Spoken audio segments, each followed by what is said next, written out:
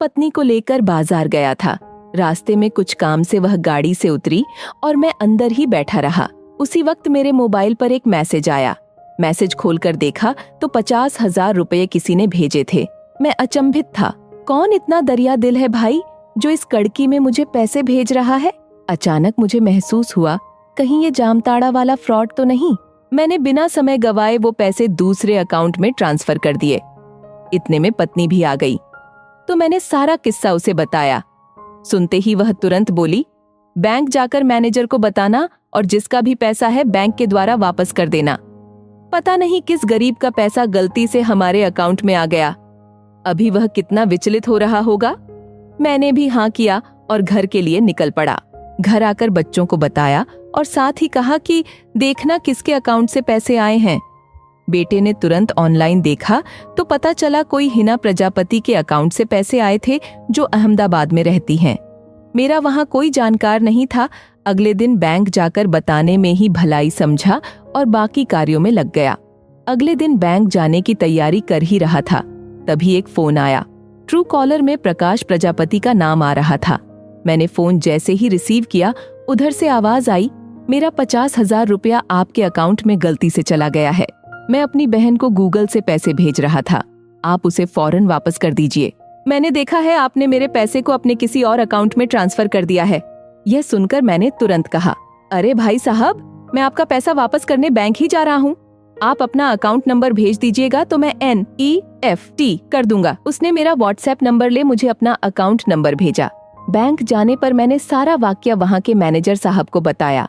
उन्होंने तुरंत उसका भेजा हुआ अकाउंट नंबर देखा और सब माजरा समझ गए। मुझसे बोले, रमेश जी, आज आप अपनी होशियारी से बच गए, नहीं तो 50 के बदले लाख रुपया देना पड़ता आपको। ये देखिए, हिना प्रजापति के अकाउंट से जो पैसा आया था उसे वह आदमी प्रकाश हिना प्रजापति के अकाउंट में मंगवा रहा है।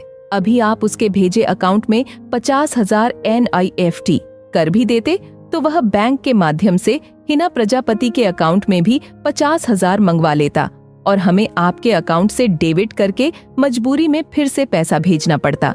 मैं अचंभित था। मैंने 55 साल के अपने इस जीवन में इस तरह का साइबर फ्रॉड खुद के साथ होते और बैंक मैनेजर और अपनी चतुराई से बचते हुए भी पहली बार देखा था।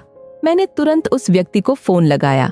फोन बिना रिंग के कट जा रहा था। मैंने 2-3 बार ट्राई किया, फिर बैंक मैनेजर ने बैंक के लैंडलाइन से फोन लगाया तो फोन जाने लगा और उधर से किसी ने हेलो किया।